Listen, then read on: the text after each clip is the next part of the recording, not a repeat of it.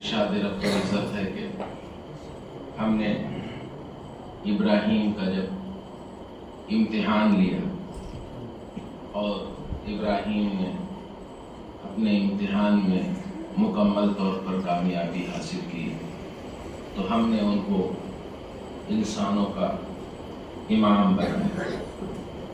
تو یہ منصب امامت ایک ایسا منصب ہے کہ جس کا قیام روز قیامت تک، اس لیے کہ یہ منصب ہدایت ہے، یہ منصب رشد ہے، یہ لوگوں کو راہ راست پر اور نہی عن المنکر اور امر بالمعروف کا جادہ ہے، یہ وہ جادہ ہے۔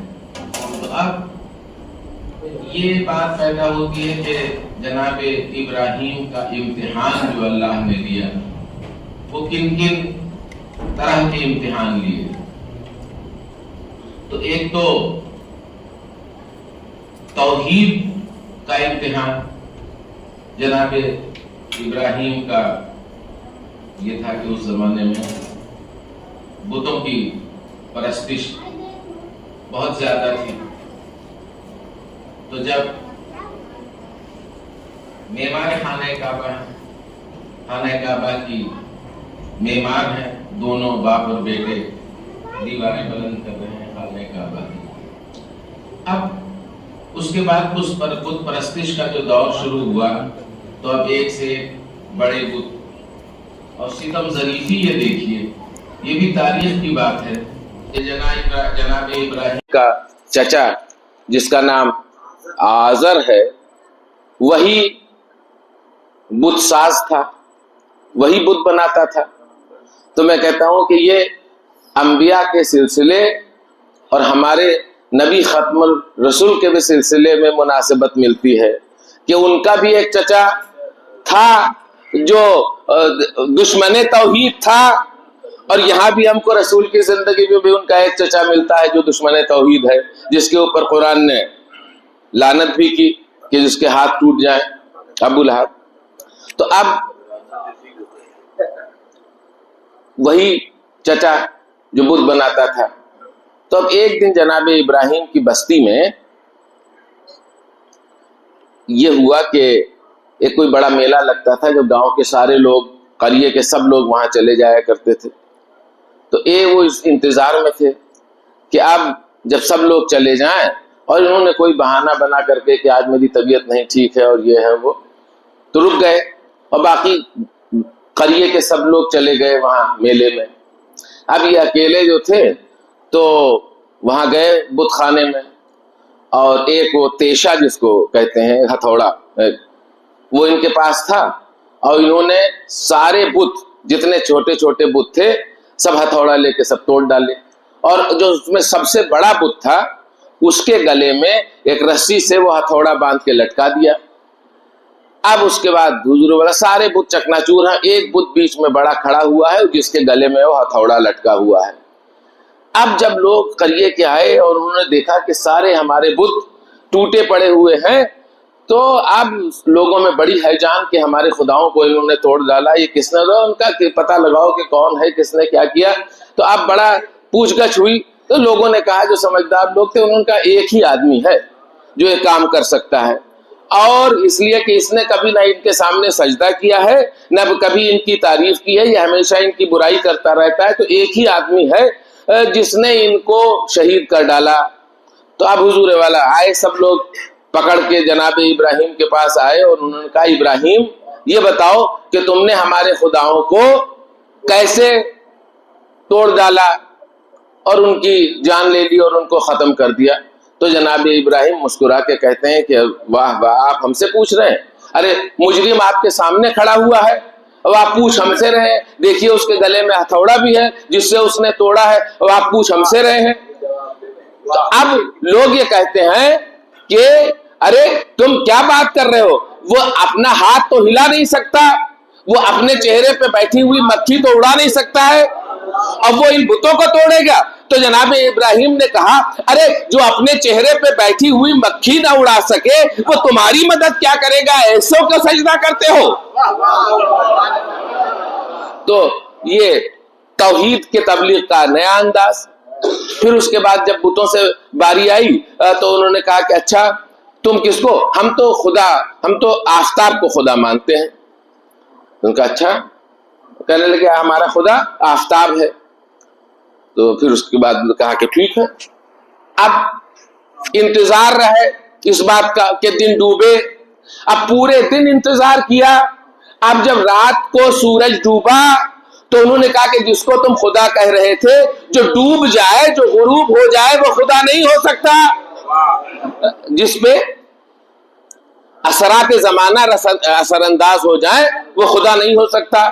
پھر اس کے بعد کہا کہ اچھا یہ چاند ہمارا خدا ہے، ہم چاند کی پرستش کرتے ہیں۔ تو اب چاند کے بھی انتظار کیا کہ اب 24 گھنٹے گزرے کہ جب چاند دن نکلے اور چاند ہماری آنکھوں سے اوجھل ہو جائے تو انہوں نے کہا کہ دیکھو جس کی چمک اور دمک مائل پڑ جائے، جس کی مدھم پڑ جائے وہ ہمارا خدا نہیں ہو سکتا، جو تغیرات کا شکار ہو جائے وہ خدا نہیں ہو سکتا۔ تو وہاں پہ پھر انہوں نے توحید کو اس طرح ثابت کیا۔ پھر اس کے بعد جب کہا کہ ستارے ہمارے خدا ہیں، لیکن اب جب ستاروں کی بات آئی رات میں بہت چمک دمک تھی، لیکن جب دن ہوا تو ستارے غائب ہو گئے۔ تو انہوں نے کہا کہ جو تغیر کا شکار ہو جائے، جو غائب ہو جائے ہماری نگاہوں سے وہ ہمارا خدا نہیں ہو سکتا۔ تو حضور والا یہ 3 خداؤں کو انہوں نے باطل کیا۔ اب جناب یہ چونکہ ہدایت کا، یہ چونکہ رسالت کا، نبوت کا اور امامت کا بچپنا تھا، اس لیے یہ بچپن کے ادوار ہیں۔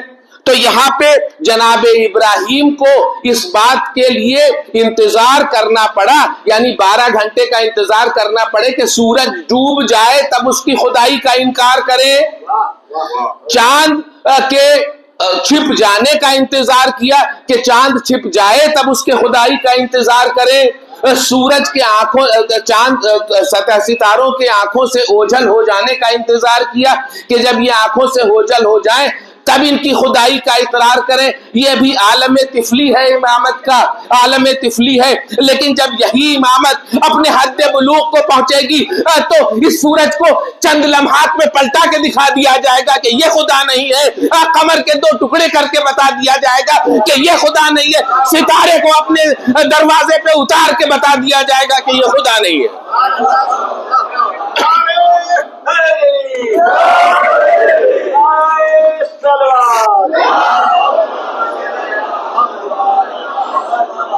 تو پورے دن کے انتظار کے بعد جو ہدایت نمودار ہوئی وہ یہاں چند لمحات میں نظر آئی کہ ڈوبے ہوئے سورج کو پلٹا دیا، چاند کے 2 ٹکڑے کر دیے اور اس کے بعد ستاروں کو اپنی ڈیوڑھی پہ اتار کے بتا دیا کہ دیکھو یہ خدا نہیں ہو سکتا۔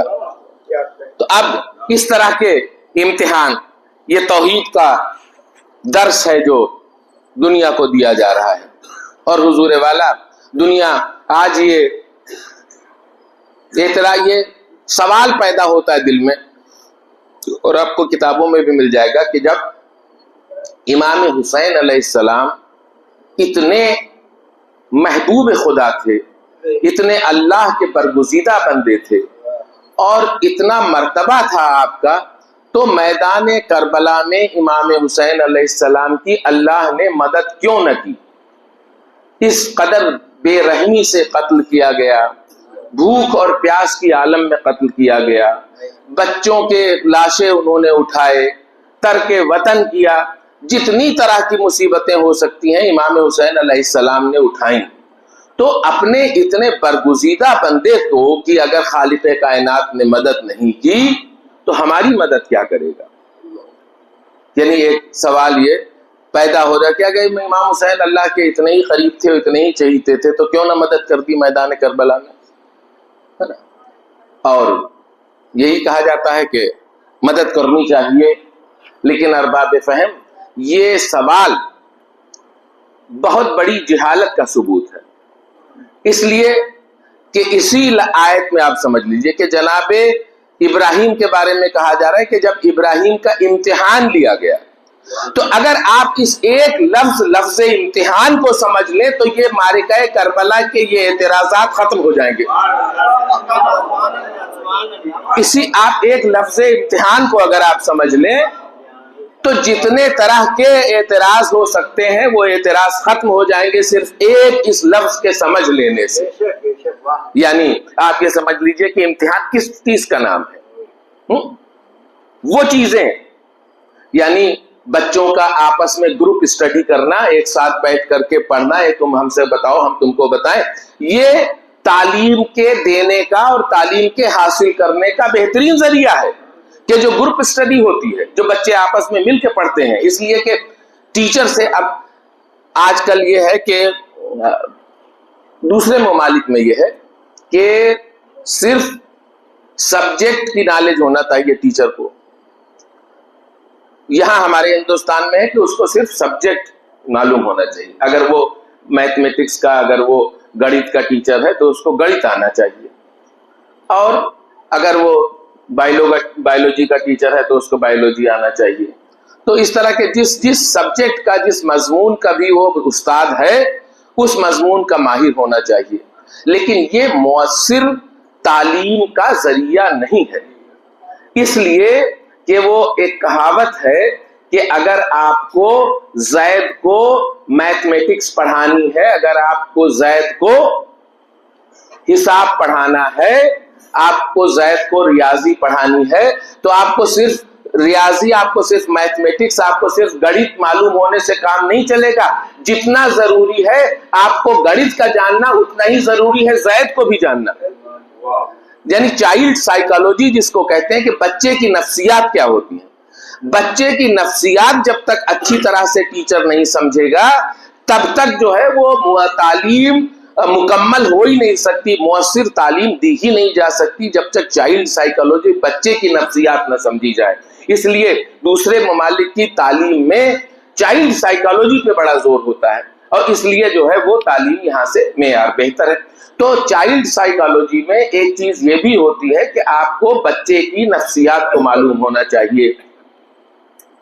تو اس میں ایک اس کا شعبہ یہی ہے کہ بچہ چونکہ ٹیچر سے سوال کرتے ہوئے ایک بار پوچھا، اب دوسری بار وہ اس کو ڈر ہے کہ کہیں ٹیچر ڈانٹ نہ دے، دوبارہ یہی سوال کرے کہ تم بہت کم ذہن ہو، تم کو کچھ آتا نہیں جاتا نہیں، تو اس ڈر کے مارے اپنے ٹیچر سے سوال نہیں کرتا اگر کچھ سمجھ میں نہیں آئے. لیکن اپنے دوستوں سے، اپنے ساتھ کے پڑھنے والے بچوں سے وہ ایک بار نہیں 5 بار پوچھ سکتا ہے، تو اس کو کوئی جھجک نہیں ہوتی ہے. تو اس لیے یہ کہا گیا کہ یہ دوسری بات یہ ہے کہ ٹیچر جو ہے یہاں ہندوستان میں ماشاءاللہ ہمارے سامنے کئی استاد بیٹھے ہیں جو درس و تدریس کا فریضہ انجام دیتے ہیں.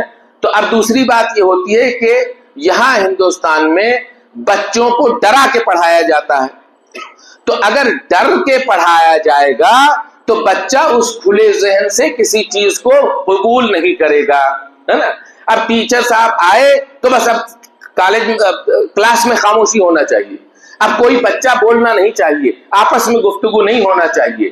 لیکن دوسرے ممالک میں یہ ہے کہ شور آلودہ کلاس وہ زیادہ بہتر سمجھے جاتے ہیں کہ بچے ایک دوسرے سے بات چیت کر کے، سمجھ کر کے اور ایک دوسرے سے اپنا سبق یاد کریں. تو یہ چیز ہوتی ہے.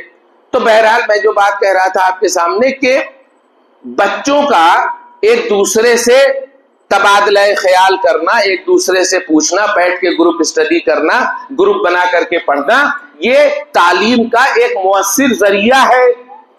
اچھا دوسری بات یہ ہے کہ کتاب رکھنا بچے کے پاس.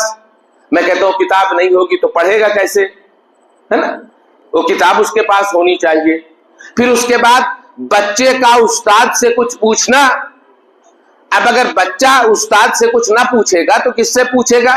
استاد کی تقرری ہی اس بات کے لیے ہے کہ بچے کو جو نہ معلوم ہو وہ استاد سے پوچھے. تو یہ 3 مرحلے ہیں کہ تعلیم کے، کہ ایک تو آپس میں گفتگو کر کے ایک دوسرے سے سمجھنا، دوسرا کتاب رکھنا، تیسری بات یہ ہے کہ استاد سے پوچھ لینا. لیکن حضور والا یہ روز کی تعلیم کا شیوا ہے.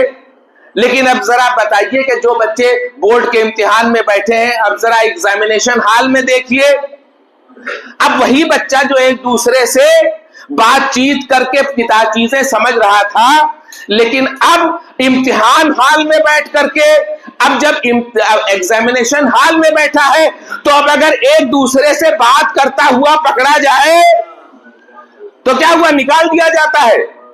اور انفیئر مینس مطلب غیر مروجہ طور پہ آپ نے کوئی چیز استعمال کی تو وہ چیز مایوس سمجھی جاتی ہے، وہ غلط سمجھی جاتی ہے، اور اکثر مقامات کے اوپر بچوں سے کاپی لے لی جاتی ہے اور ان کو امتحان دینے سے محروم کر دیا جاتا ہے. بتائیے کون سی غلطی کی اس بچے نے؟ ارے ابھی تک 364 دن تو پڑھ رہا تھا ایک دوسرے کے ساتھ پوچھ کر کے، آج یہ کون سی نوعیت کا تبدیلی پیدا ہو گئی کہ آج نہیں پوچھ سکتا؟ تو انہوں نے کہا دیکھو وہ روزمرہ کی پڑھائی تھی، اس کے قانون الگ ہیں، لیکن یہ منزل امتحان ہے، آج یہاں قانون الگ ہے. آج یہ منزل امتحان ہے، آج یہاں کا قانون الگ ہے.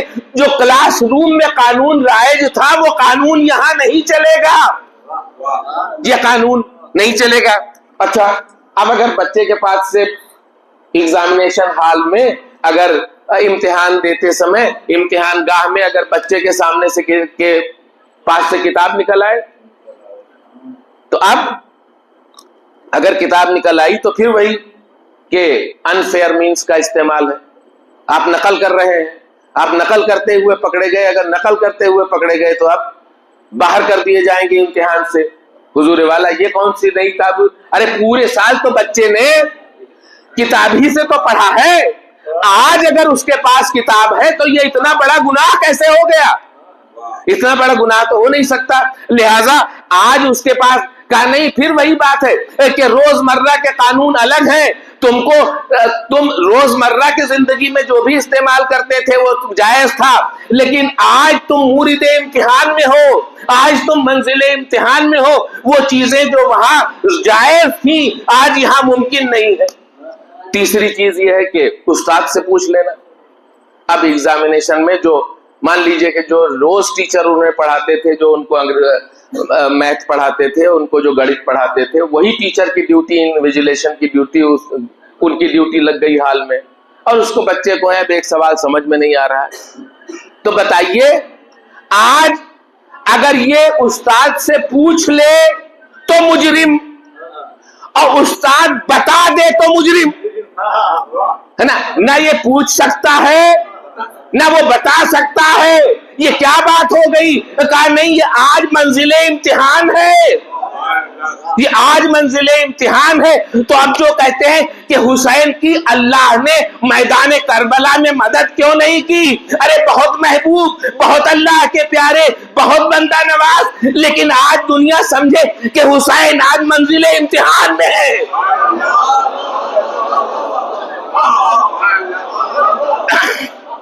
درود بھیج دیجیے محمد علی.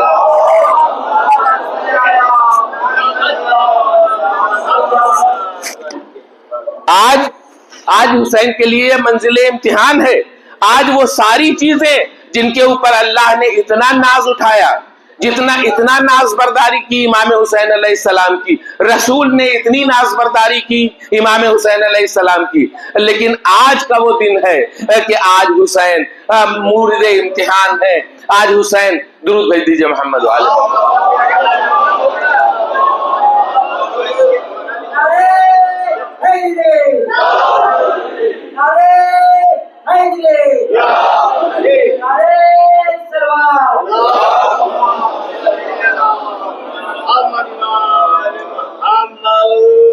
تو امتحان کے قوانین الگ، امتحان کے شرائط الگ. تو اب اگر حسین بھی عام زندگی کے دن ہوتے تو وہ بھی کبھی خالق کائنات یہ گوارا نہیں کر سکتا تھا کہ امام حسین علیہ السلام پہ اتنی مصیبتیں پڑیں اور وہ مدد کو نہ آئے. لیکن بس اللہ اکبر، یہ آج منزل امتحان ہے. آج منزل امتحان ہے، اور خود مولا نے یہ کہہ دیا۔ ارے آپ کو معلوم نہیں کہ کون کون مدد کے لیے آیا امام حسین علیہ السلام کی میدان کربلا میں، لیکن مولا نے سب یہ کہہ کے سب کو کہا کہ واپس چلے جاؤ۔ ارے آج حسین منزل امتحان میں ہے، یہ منزل امتحان ہے۔ ارے وہ ناز برداری کرنے والی قدرت جس نے اگر ذرا سی خواہش ظاہر کر دی تو جنت سے لباس آ گئے، جس کے لیے جنت سے لباس آئے ہوں اس کو وہ خالق کائنات آج اس طرح سے مصیبت میں گرفتار دیکھے۔ لیکن اللہ اکبر، جناب ابراہیم کے لیے جیسے آیا تھا کہ انہوں نے مکمل طور پہ کامیابی حاصل کی، تو حضور والا امام حسین علیہ السلام کی ابھی امتحان ایسا تھا کہ جس کے بعد نہ دنیا میں کسی کا ایسا امتحان ہوا، نہ روز قیامت تک کے لیے ایسا امتحان ہونے والا ہے۔ اسی لیے ہم یہ کہتے ہیں کہ ہماری قوم کو خالق کائنات نے پیدا ہی اس لیے کیا ہے کہ وہ حسین کے غم کو منائے۔ میں کہتا ہوں کہ دنیا یہ کہتی ہے کہ ارے یہ اہل تشیع اتنا روتے کیوں ہیں؟ میں کہتا ہوں کہ ارے مصائب حسینی تو ایسے ہیں، دنیا کہتی ہے کہ روتے کیوں نہیں، ہم یہ کہتے ہیں کہ مصائب حسینی سن کے ہمارا دل پھٹ کیوں نہیں جاتا۔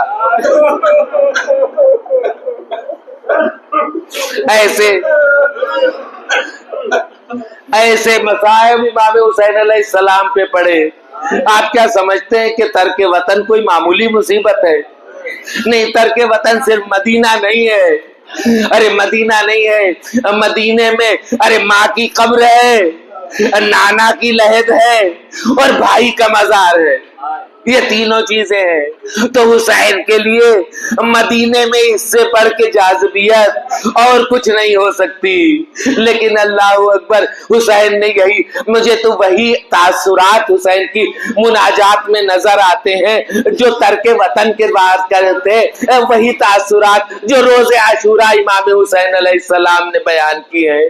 ایک بار کہتے اے نانا، ارے گواہ رہیے گا، اے نانا گواہ رہیے گا کہ آپ کے نواسے سے آپ کا مزار چھڑایا جا رہا ہے، آپ کی لحد سے آپ کو جدا کیا جا رہا ہے۔ اجرکم اللہ۔ بس ارباب ازا ایک بار ماں کے قبر کے قریب آ کے بیٹھتے ہیں اور میں کہتا ہوں کہ اللہ اکبر، ارے ماں اور بیٹے میں کیا کیا گفتگو ہوتی میں کہتا ہوں کہ سمجھ نہیں سکتے ہیں، لیکن جب کہا ہے اے مادر گرامی میرا سلام آخر لیجئے، اب میں عراق کی طرف جانے والا ہوں، بس میں کہتا ہوں کہ سیدہ نے کیسے رخصت کیا ہوگا، نہیں رخصت نہیں کیا، کہا اے بیٹے ارے تم جاؤ، لیکن تمہارے جانے کے بعد ارے یہ ماں بھی اپنی لحد میں نہیں رہے گی، تمہارے قافلے کے ساتھ ساتھ ارے معصومہ بھی ہے، یہ قافلہ ہے۔ بس ارباب ازا جب یہ قافلہ 2 محرم کو آ کر کے میدان کربلا کے پاس خیمے نصب ہونے لگے،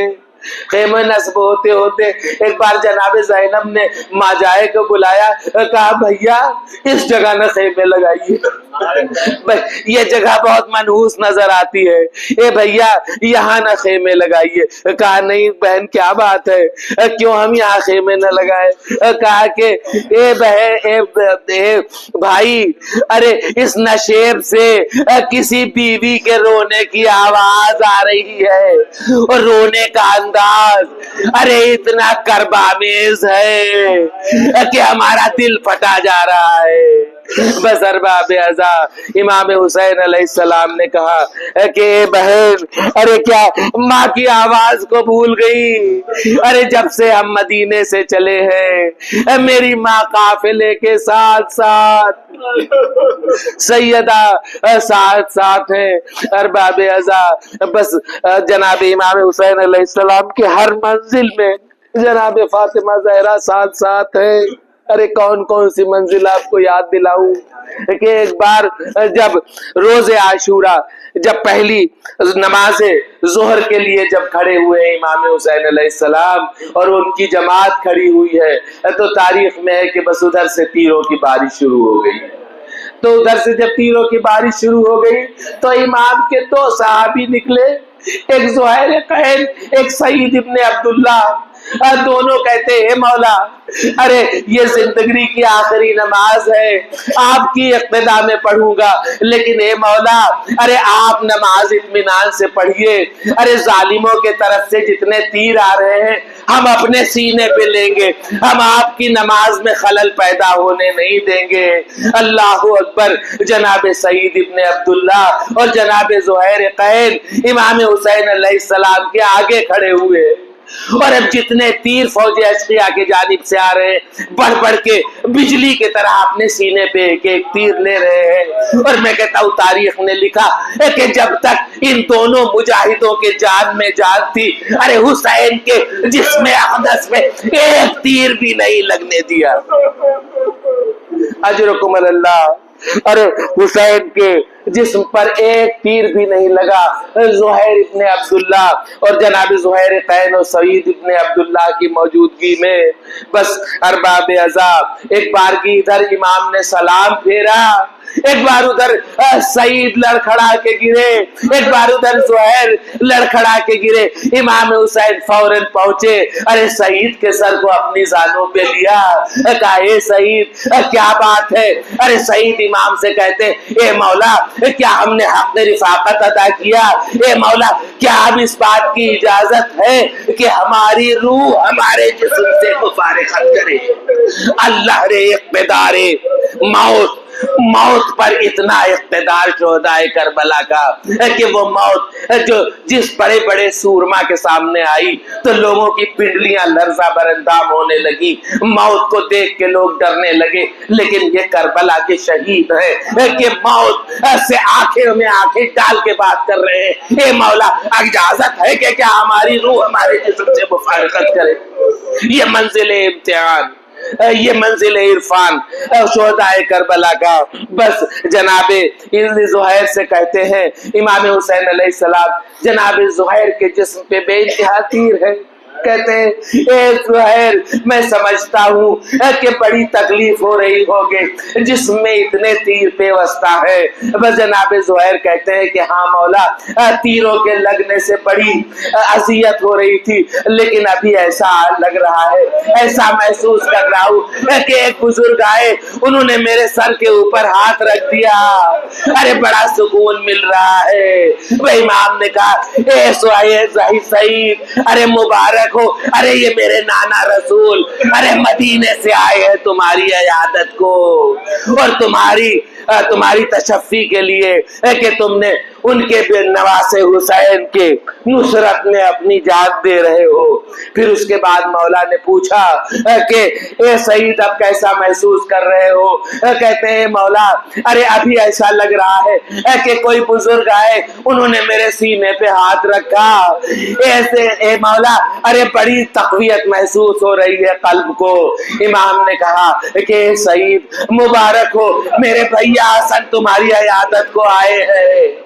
بس ارباب عذاب یہ کہنا تھا کہ ایک بار سعید نے میدان کربلا پہ اپنی ایڑیاں رگڑنا شروع کی. کہا اے مولا ارے ابھی ایسا محسوس ہو رہا ہے کہ کوئی معظمہ پائینے پا کے بیٹھ گئی ہے, ایک معظمہ پائینے پا آ گئی ہے. بس جناب امام حسین نے کہا اے سعید ارے میری یہ دکھیاری ماں ہے جو حسین کے ایک ایک ناصر کی. اجرکم اللہ.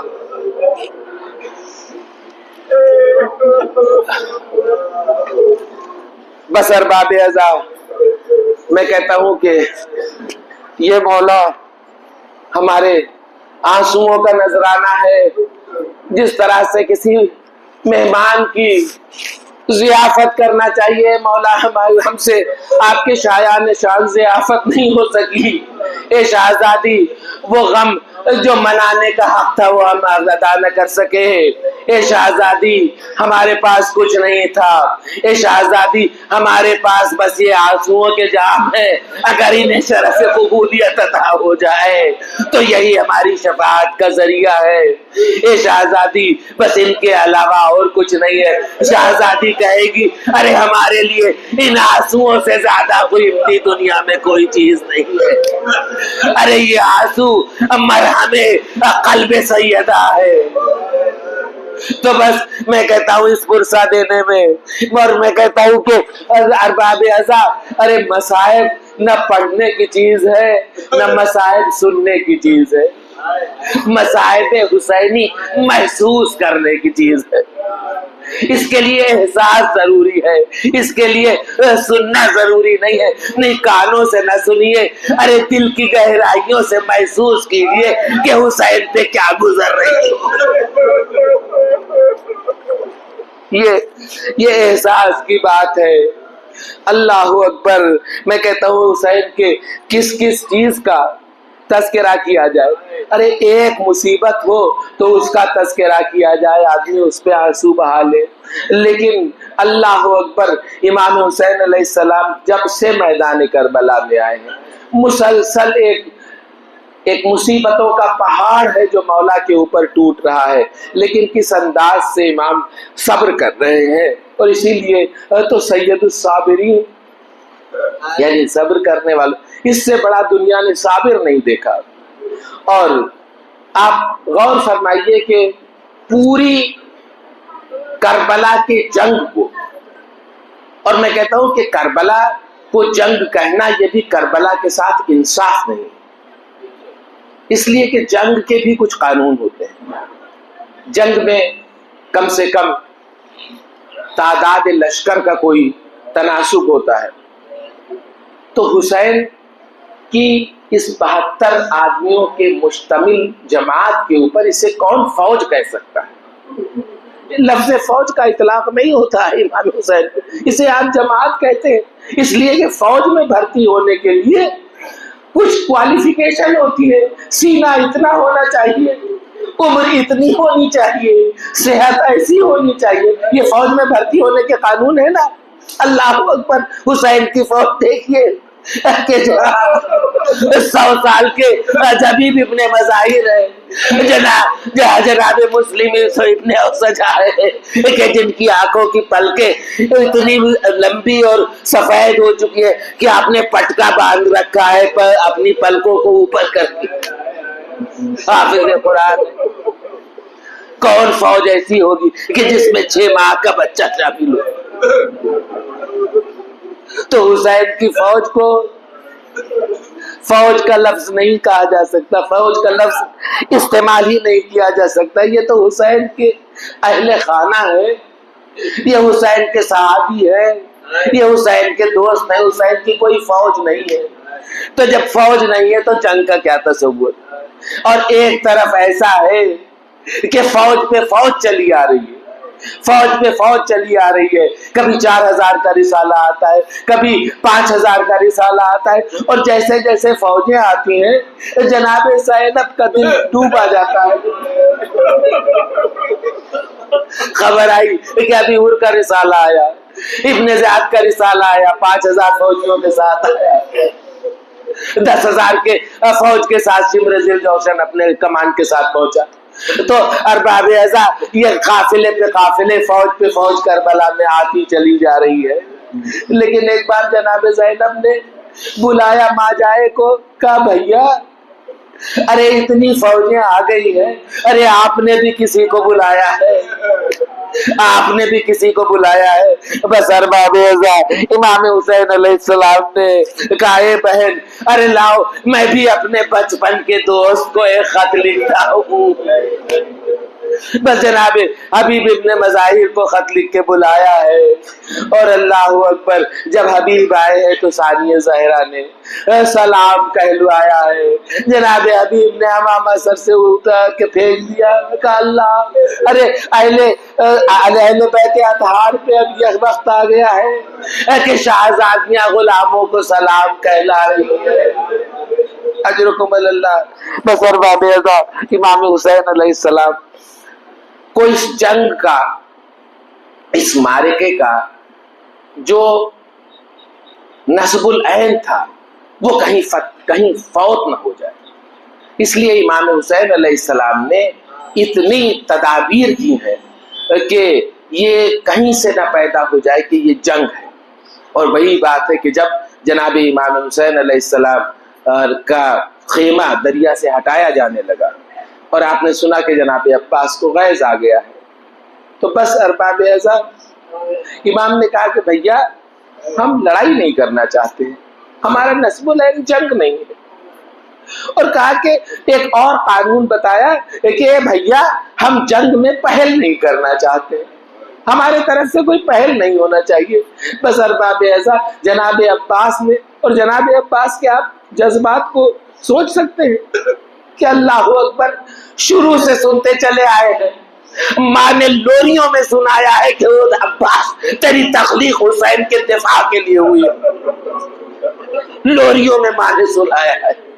اب بابا کی تمنا یاد ہے کہ بابا نے مجھے خدا سے کس لیے مانگا تھا، ہر ایک بات عباس کو یاد ہے. اور وہی شب عاشور جب ایک بار جناب زہیر قین جناب آقا ابو الفضل عباس سے کہتے ہیں عباس آ کے میرے پہلو میں بیٹھو، جناب عباس آ کے بیٹھ گئے. جناب زہیر قین کہتے ہیں عباس آپ کو معلوم ہے کہ علی نے آپ کی والدہ سے عقد کیوں کیا تھا؟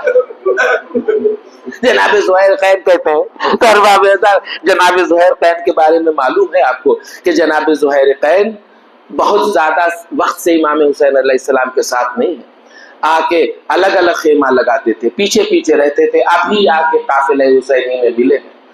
لیکن جناب زہیر قین کو اس روایت کا معلوم ہونا کہ جناب امیر المومنین نے جناب ام البنین سے اس لیے عقد فرمایا تھا کہ ان کے ایک شجاع بیٹا پیدا ہو، تو اس کا مطلب اس روایت کا تواتر اتنا بڑھا ہوا تھا کہ یہ بات حلقہ غیر میں بھی مشہور تھی، اسے دوسرے لوگ بھی جانتے تھے. بس جناب زہیر نے کہا کہ عباس آپ کو معلوم ہے کہ آپ کے بابا نے آپ کی والدہ سے عقد کیوں کیا تھا؟ تو جناب عباس نے تو کچھ جواب نہیں دیا، اور آپ زرہ پہنے ہوئے تھے، بیٹھ کے فنون جنگ کے کچھ نقشے بنا رہے تھے، اس وقت زرہ پہنے ہوئے تھے. بس ارباب اعضا لکھتے ہیں کہ ایک بار عباس کھڑے ہوئے، جناب زہیر کی طرف دیکھا اور ایک شیرانہ انگڑائی لی،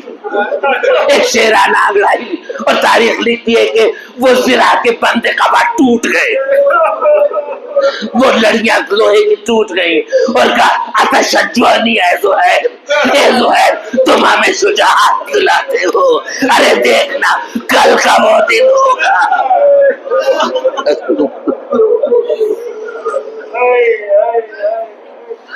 کل کا وہ دن ہوگا اے عباس، اے زہیر کہ شجاعت عباس دیکھنا، ہمیں تم شجاعت دلا رہے ہو، ہمیں تمہارے ہمارے خاندان کی. اور ارباب اعضا یہ بھی دیکھیے یہ اخلاق عباس ہے، یہ اخلاق عباس ہے کہ کوئی ہوتا ہمارے جیسا وہاں پہ تو کہہ دیتا ہمارے گھر کی بات ہے اور تم ابھی 4 دن پہلے آئے ہو ہمارے پاس، ہمیں ہمارے گھر کی بات یاد دلا رہے ہو. لیکن یہ اخلاق عباس ہے. جناب زہیر کو آپ نے کوئی جواب نہیں دیا، بس اپنا عملی ایک ثبوت دیا کہ دیکھو عباس کل ہم ایسی شجاعت کریں گے اور کل ایسا جہاد کریں گے کہ دنیا دیکھتی رہ جائے گی. اللہ اکبر. امام حسین علیہ السلام یہ جذبات دیکھ رہے ہیں عباس کے جذبات دیکھ رہے ہیں اور یہ سوچ رہے ہیں کہ کہیں ایسا نہ ہو کہ مقصد کربلا 2 شہزادوں کی جنگ یا 2 فوجوں کی جنگ میں تبدیل ہو جائے. اب امام حسین علیہ السلام کے لیے کتنا اہم مرحلہ ہے کہ عباس کو روکے اور عباس کے جذبات پہ قابو پائے. اور اس سے پہلے جب سے جناب مسلم کے شہادت کی خبر پہنچتی ہے تو اہل کوفہ سے انتقام لینے کے لیے جناب عباس بہت زیادہ پریشان ہے کہ اس لیے کہ جناب عباس کی حقیقی بہن ہے جو بیوہ ہو گئی، اور اسی انداز سے زوجہ جناب مسلم کو آپ نے جو تسلی دی ہے آئی ہے اور بہن کے پاس بیٹھی، جناب عباس بہن کے پاس بیٹھے اور بہن کے سر کے اوپر ہاتھ رکھا، کہا بہن شجاع بھائیوں کی بہنیں اس طرح نہیں روتی ہیں، دیکھنا عباس کے بازوؤں میں طاقت ہے، ارے کوفیوں سے ایک ایک کوفی سے مسلم کے خون کا بدلہ عباس لے لے گا۔ اللہ اکبر، اس انداز یہ ہے ولولہ عباس۔ لیکن اللہ اکبر، ولولہ عباس اور شجاعت عباس پہ امام حسین، میں کہتا ہوں کہ بس یہ اعجاز امامت تھا، یہ اعجاز امامت تھا کہ امام حسین علیہ السلام نے اس انداز سے جذبات حضرت عباس کے اوپر قابو پایا، ورنہ کسی کے بس میں نہیں تھا کہ جناب عباس کو کہ، اور دنیا کہتی ہے شجاعت عباس، شجاعت عباس۔ میں کہتا ہوں کہ شجاعت عباس ہم کو دیکھنے کو کہاں ملی، اس لیے کہ کبھی مولا نے اجازت ہی جنگ کی کہاں دی تھی۔ مولا ہم شجاعت عباس نہیں دیکھ سکے میدان کربلا میں، ارے ہم نے میدان کربلا میں جو کچھ بھی دیکھا وہ شجاعت عباس نہیں ہے، وہ وفائے عباس ہے۔ اس لیے کہ مولا کے ہر حکم پہ قدم کہ اپنے سر کو خم کر دینا، میں کہتا ہوں یہ جناب عباس کی وفا ہے۔ اللہ اکبر، میں کہتا ہوں کیسے کیسے امتحان، کہ جب مولا نے کہا تھا، جب خیمے ہٹائے جا رہے تھے کہ اے بھیا ہم جنگ میں پہل نہیں کر رہے، تو جیسے جناب عباس نے ایک آئین تھا جو اپنے گرہ میں باندھ دیا کہ بس اب جنگ میں پہل نہیں ہوگی۔ بس جب شب عاشور ادھر سے حملہ اولا ہو گیا، پہلا حملہ ہو گیا، تو ارباب ازاد جناب عباس کے چہرے پہ کوئی ہراس نہیں ہے، کوئی خوف نہیں ہے، کوئی گھبراہٹ نہیں ہے، متبسم ہے، ایک بار تبسم آمیز چہرہ لے کے مولا کے سامنے آتے ہیں اور یہ کہتے ہیں مولا حملہ ہو گیا، یعنی اب کوئی آئین سد راہ تو نہیں ہے۔ اے مولا کس بات کے لیے آپ نے روکا تھا، جس شرط کے لیے آپ نے روکا تھا، جو آپ کی آخری شرط تھی، اے مولا وہ شرط پوری ہو گئی ہے۔ اے مولا اب حملہ ہو گیا، ادھر سے حملہ ہوا ہے، ارے اب تو عباس کو اجازت دے دیجیے۔ اجرکم اللہ۔ بس ارباب ازاد وہ آئین مولا جو آپ نے بنایا تھا، جو قانون آپ نے بنایا تھا، لیجیے اب وہ قانون بھی ٹوٹ گیا، اب تو عباس کو رن کی اجازت دیجیے۔ بس اللہ اکبر، میں کہتا ہوں مصلحت حسینی یہ امام ہی کر سکتا ہے۔ ارے جناب عباس جس تاثر کے ساتھ آئے تھے، جس شجاعت کے تاثر کے، جس ولولے کے ساتھ آئے تھے، بس اس کا آپ تصور کریں کہ جس شجاعانہ جذبے کو لے کر آئے تھے، روئے روئے سے شجاعت ٹپک رہی ہے، آنکھوں میں خون اترا ہوا ہے کہ کس طرح سے لے، اور امام حسین کہتے ہیں اے بھیا عباس ذرا ان سے ایک شب کی مہلت، یہ کوئی معمولی امتحان نہیں، ارے جو جنگ کی اجازت لینے آیا ہو، اے مولا اسے آپ سائل بنائے دے رہے، اسے آپ سائل بنا دے رہے جناب عباس۔ میں کہتا ہوں اللہ، ارے تمام شجاعت عباس امام حسین علیہ السلام کے جذبات نثار کر دیے حکم امام کے اوپر۔ اب آپ بتائیے اگر کوئی کسی چیز سے مانگنے جاتا ہے تو کس جذبات کو لے کر آئے تھے امام حسین علیہ السلام کے پاس، اور امام سائل بنا کے بھیج رہے۔ اب خود کو سائل بنانے کے لیے کتنی تبدیلی کرنا ہوگی اپنے جذبات میں اور اپنے خد و حال میں،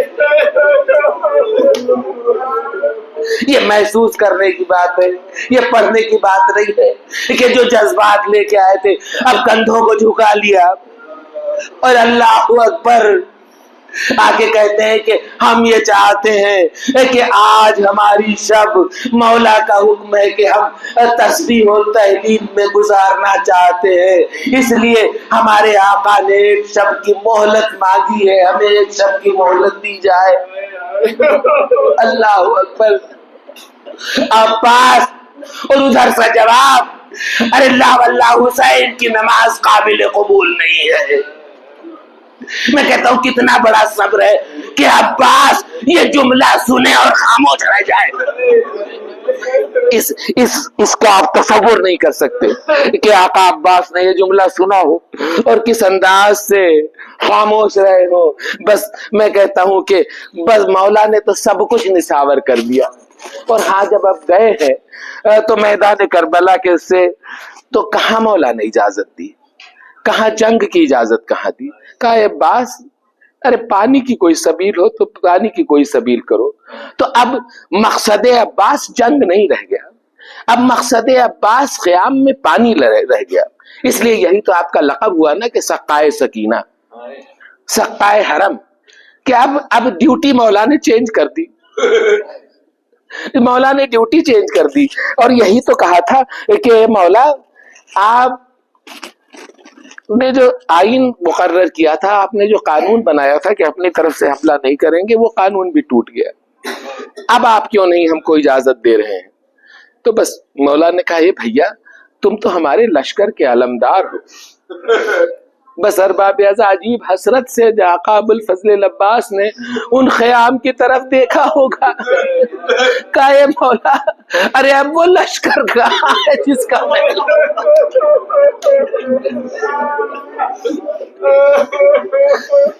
ارے علمداری تو لشکر سے ہوتی ہے. اے مولا اب وہ لشکر کہاں ہے جس کا علمدار ہوں. بس ارباب اعضاء پھر مولا نے اجازت نہیں دی. بس میں کہتا ہوں جناب عباس نے ایک جملہ کہا, میں کہتا ہوں بس یہیں سے امامت کا فرق سمجھ لیجئے. مولا نے عجیب عاجزانہ جملہ کہا ہے, اور ایسا عاجزانہ جملہ کہا ہے کہ مجھے اس تاثرات ایسے لگتے ہیں کہ جیسے کوئی فوج کا کمانڈر اپنے کمانڈنگ ان چیف آفیسر کے سامنے اپنے ہتھیار کھول کے ڈال دیکھا کہ اب سرنڈر کر رہا ہوں, اب جنگ ہم سے نہیں ہوگی, اب ہم سے جنگ نہیں ہوگی. ارباب اعضاء تو کس انداز سے جناب عباس نے کہا ہے مولا سے, کہا ہے کہ مولا اب عزیزوں کے صدمے اٹھاتے اٹھاتے اب عباس کے سینے میں طاقت نہیں رہی. درود دے دیے محمد وعلی محمد.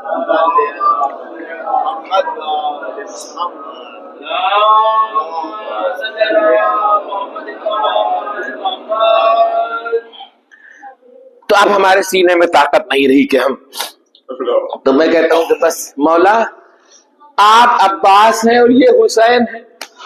ارے ہاں اب آپ کے قاسم کے میت آنے کے بعد, قاسم کی شہادت کے بعد اے مولا آپ کے سینے میں جگہ باقی نہیں رہی اب کسی عزیز کا زخم اٹھانے کے لیے, مگر مولا آپ عباس ہیں اور یہ حسین ہے. اے عباس حسین کے سینے میں آپ کا غم اٹھانے کے لیے بھی طاقت ہے.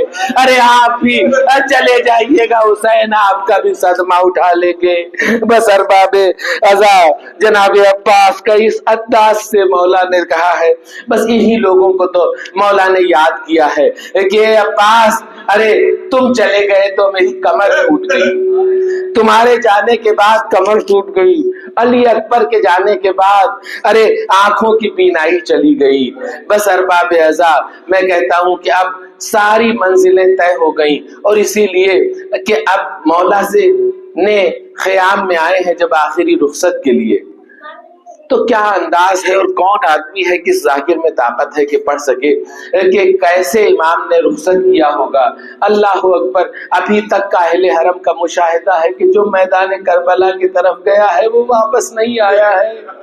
ایک بار آئے ہیں تو جناب زینب کو جیسے اپنا معاون قرار دیا ہے, جناب زینب کو بٹھایا اپنے پاس, کہا اور وہ بابا کی وصیتیں, وہ نانا کی باتیں, وہ ماں کی باتیں سب کچھ یاد دلانا شروع کی.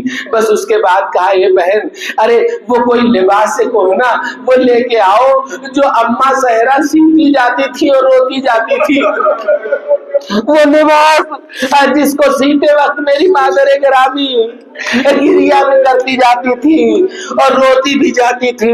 لیجئے جناب زینب وہ لباس لے کے آئی، بس امام حسین علیہ السلام نے اس لباس کو جگہ جگہ سے چاک کرنا شروع کیا۔ اے بھیا، ارے یہ لباس تو ویسے ہی اتنا پرانا ہے، ارے اس لباس کو چاک کرنے کی کیا ضرورت ہے؟ ارے جناب زینب سے امام نے کہا، اور میں کہتا ہوں کیسے کہا اور کیسے سنا۔ ایک بار کہا، اے بہن، ارے اس بات کو، اس لباس کو اس لیے چیر رہا ہوں تاکہ میرے جسم پر باد قتل یہ باقی رہ جائے، ارے لوٹنے والے یہ لباس بھی نہ لوٹ کے لے جائے۔ اجرکم اللہ۔ بس ارباب ازا جناب زینب کو امام حسین علیہ السلام نے اپنا معاون کیا، کہا اے بہن مجھے اب اہل حرم سے اجازت دلا دو۔ تو زینب کو حسین دوسرا حسین بنا رہے ہیں۔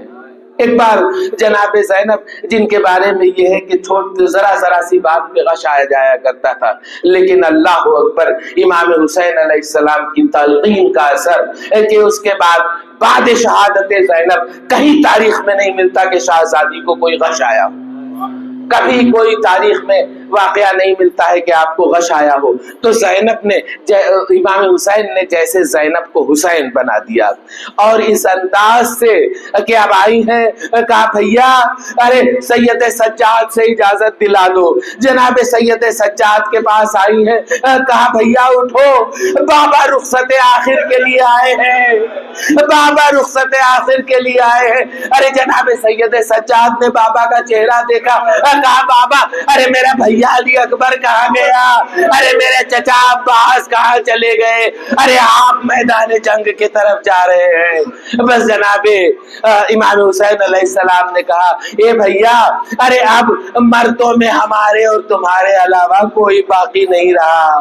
بس جناب زینب سے جناب عابد بیمار کہتے اے پھوپھی اماں ذرا میری تلوار تو اٹھا دیجئے، میرا عصا بھی اٹھا دیجئے۔ ارے کیا بات ہے؟ کہا اے پھوپھی اماں، ارے ذوق کا یہ عالم ہے کہ بنا عصا کے سہارے کے کھڑا نہیں ہو سکتا ہوں، لیکن جوش شجاعت ایسا ہے۔ اے پھوپھی اماں ارے مجھے تلوار لا دیجئے تاکہ میں اپنے بابا کے دشمنوں کا خاتمہ کر سکوں۔ اجرکم اللہ۔ بس امام حسین علیہ السلام آئے، اور ارباب ازا امام حسین کا یہ دستور تھا کہ جب بھی امام نکلتے تھے کہیں کے لیے تو گھوڑا جناب عباس تیار کرتے تھے۔ ذوالجناح کو تیار کرنے کی ذمہ داری جناب عباس کی تھی۔ اللہ اکبر۔ تاریخ یہ بھی لکھتی ہے کہ جناب رقیہ کو جناب عباس نے ایک بار شب عاشور تھوڑی دیر کے لیے ایک تنہائی میں بلایا، کہا اے بہن میں میرے بعد میرا ایک کام کرو گی؟ کہا بتاؤ بھیا کیا کام ہے؟ کہا میرے آقا کا گھوڑا میں ہمیشہ تیار کرتا تھا جب بھی آقا باہر نکلتے تھے۔ کہا اے بہن ارے میرا یہ کام میرے موت کے بعد تمہیں۔ کہا بھیا ارے ہم تو گھر سے باہر نہیں نکلے، ہمیں ذوالجناح سجنے کا طریقہ نہیں معلوم، ہمیں پاؤں رکاب میں رکاب کیسے باندھی جاتی، زین کیسے رکھا ہے ہمیں نہیں معلوم۔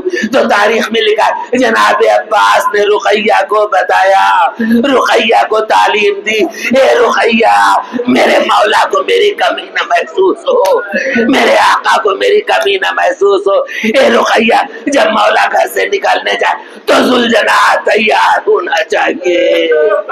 لیجئے جناب رقیہ نے ذوالجناح کو تیار کیا۔ ایک بار مولا نے دیکھا رقیہ باگے پکڑے ہوئے کھڑی ہوئے ہیں، لجام پکڑے ہوئے کھڑی ہے۔ ایک بار جناب زید کہا کہ اے بھیا ارے بھائی مجھے یہ فریضہ انجام دینے کے لیے دے کے گئے تھے۔ لیجئے حسین ذوالجناح پہ بیٹھ گئے۔ بس اب ذوالجناح ہے جو آگے نہیں بڑھ رہا ہے۔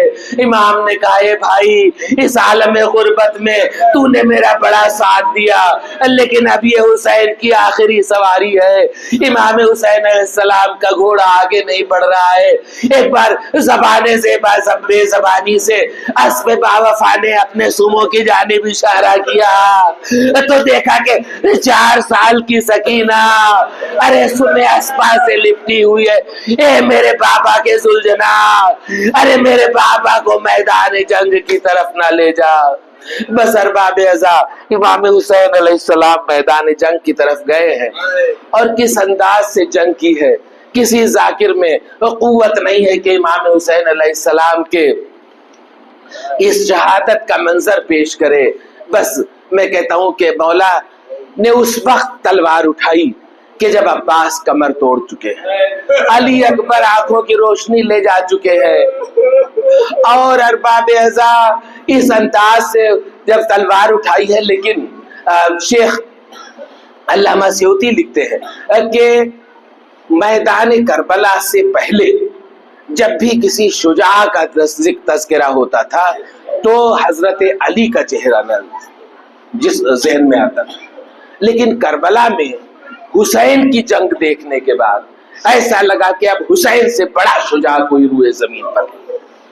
اس لیے کہ امام حسین علیہ السلام نے جس انداز سے جنگ کی ہے, اور وہ جنگ ایسی ہے کہ, اور یہی لکھا ہے تاریخ میں کہ مولا کا آخری حملہ بہت زبردست تھا, بہت زیادہ تھا. آپ نے وجہ سنی ہوگی کہ کیا تھا.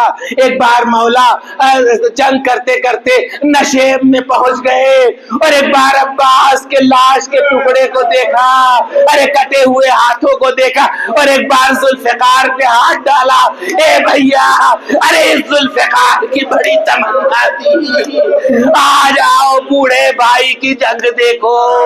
اور یہ کہہ کے امام حسین ارے فوج اشقیاء پہ اس طرح سے ٹوٹ پڑے کہ جیسے بھوکھا شیر بھیڑیوں کے گمان میں کود پڑتا ہے. تو اس انداز سے امام حسین علیہ السلام نے جنگ کی.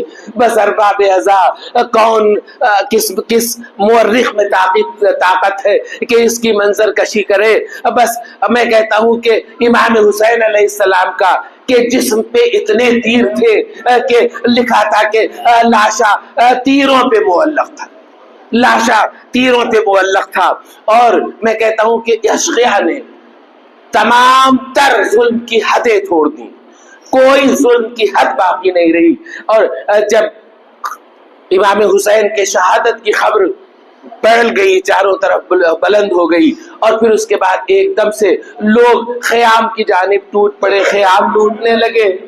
تو ایک شقی کہتا ہے کہ مجھے خیام کے لوٹنے میں دیر ہو گئی, تو میں سمجھا کہ ارے اب سب لٹ گیا, کوئی مال بچا ہوگا ہمارے لیے, ہمارے لوٹنے کے لیے تو کچھ نہیں بچا ہوگا.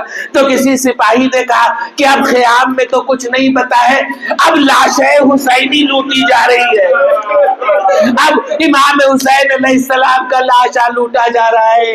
ارباب ازا کوئی امامہ لے گیا حسین کا, ارے کوئی بند قبا لے گیا, کوئی قبا لے گیا. بس ارباب ازا یہ ہونا تھا کہ یہ شقی کہتا ہے کہ مولا کے کمر میں ایک کمر بند تھا, میں نے کہا کہ لاؤ یہی لے لوں, لے جا کے شام میں دکھاؤں گا, یزید کو دکھاؤں گا کہ میں نے یہ کارنامہ انجام دیا ہے. بس ارباب ازا یہ کہنا تھا کہ اس نے بند کمر کھولنا شروع کیا کہ کہتے کہتے ایک بار ایک آواز نہیں آئی, اے شقی, ارے میرے لال کے جسم کے اوپر ارے کچھ تو چھوڑ دے. ایک بار سیدہ نے کہا اے حسین, ارے تجھ سے زیادہ غریب میں نے کسی کو نہیں دیکھا. بس جناب زینب کا لاش امام حسین علیہ السلام کو دیکھ کے نوحہ, میں کہتا ہوں وہ بہن جو 57 سال امام حسین کے ساتھ رہی ہو, جب آج لاش حسین آ کے جناب زینب دیکھتی ہے تو بس ایک جملہ, اے بھیا تم میرے حسین ہو, انت اخی انت اخی انت اخی. جناب زینب نے 3 بار کہا ہے. تو اس کا مطلب یہ ہے کہ جناب زینب اپنے بھائی حسین کی لاش کو پہچان نہ سکی.